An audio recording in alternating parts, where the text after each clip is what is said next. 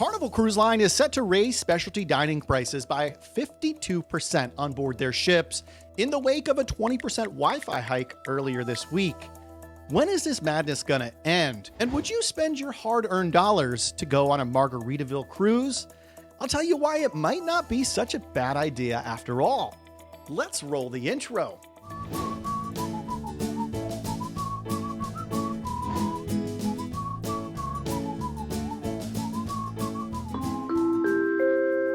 Hey, welcome to the Midships channel. It's your Captain Corey. Thank you so much for stopping by the channel today. And let's kick things off with a question of the day. That's right, I don't have shoes on. Don't judge me. I'm in my home. Question: how many cruises have you taken in your life? Is it one or two, a handful, dozens, or even hundreds? I'm really quite curious. Let me know your answer in the comments down below. Now let's turn our attention to the cruise news. Where are my very important fun people, my carnivals, my Carnivale cruisers, my VIFPs? This next one's for you. A couple days ago, I reminded you that Carnival was boycotting a cruise port down in Melbourne for raising prices unexpectedly by 15%. All while Carnival was raising prices on their customers by 20% for their Wi-Fi plans. And this all comes in the wake of many other price increases by the cruise line in 2023. For instance, back in January, they raised the rate on Wi-Fi. Gratuities went up in April. Wi-Fi went up again in September. The Cheers package increased in price in October, and Wi-Fi is going up again in December. And that's all amidst the backdrop of a CNBC news report that claims cruise lines are now attempting to reduce the gap in price between land and cruise vacations, and they're doing it very aggressively. So much so that if you cruised in 2019 in December and you took the same cruise in December of 2023, you would spend 43% more for that cruise today.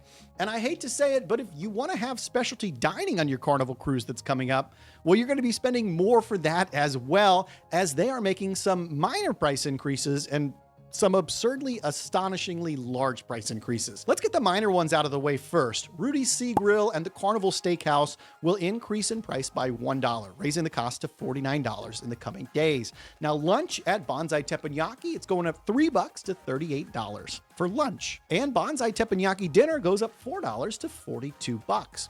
But now the more shocking increases.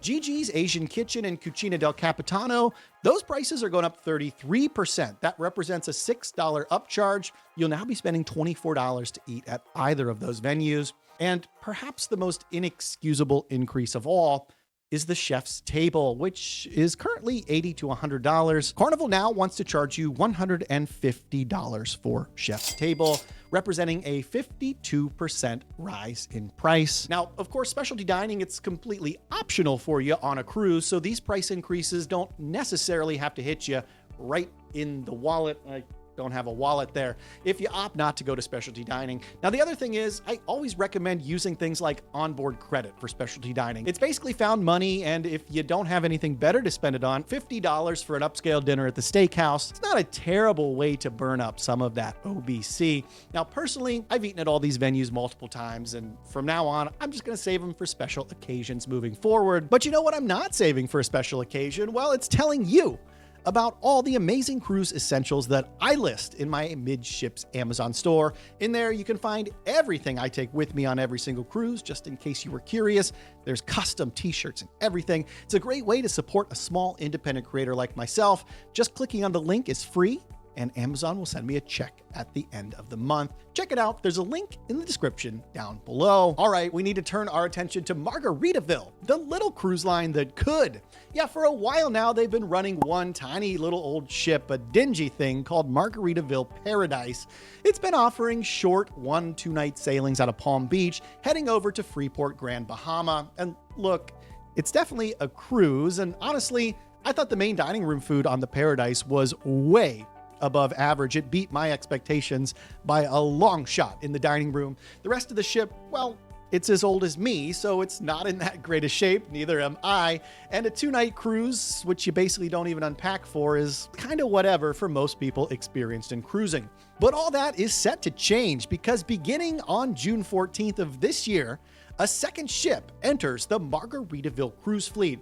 This is a Spirit class of ship from the Carnival Corporation, a recent acquisition that's currently being made over into the Margaritaville Islander. And this is going to be interesting because now you can take a 4 or even 5-night cruise with Margaritaville for not all that much more money than the 2-night sailings cost. We're talking about 5-night cruises that could start in the $250 range per person and 4-night cruises that come dangerously close to $200.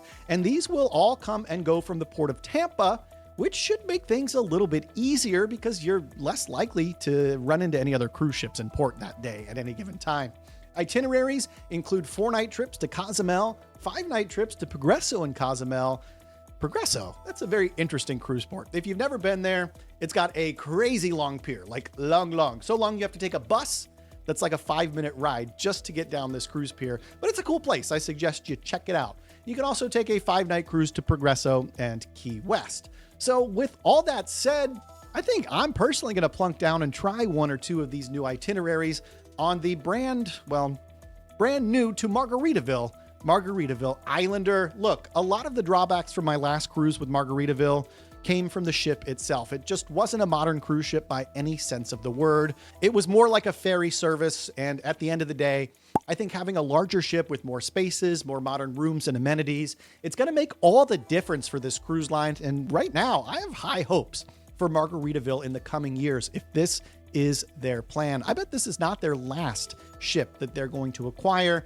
And it wouldn't even surprise me if the Paradise got the axe in the next couple of years to be replaced with a larger cruise ship. What do you think about that? You think I'm on the right track? Would you consider a Margaritaville cruise now that you know you could go on a modern ship with a more appealing itinerary? I think a lot of people are going to start considering Margaritaville now just because of this. And you know what else you should consider? Slamming that subscribe button and joining the 21,000 other happy Midships family members here on the channel, getting their cruise news from old Captain Corey. And do me a big favor, slam the thumbs up button if you want to remind Carnival Cruise Line to stop being jerks with these price increases month after month. Thank you so much for stopping by the channel today. And until next time, we'll see ya on the Midships.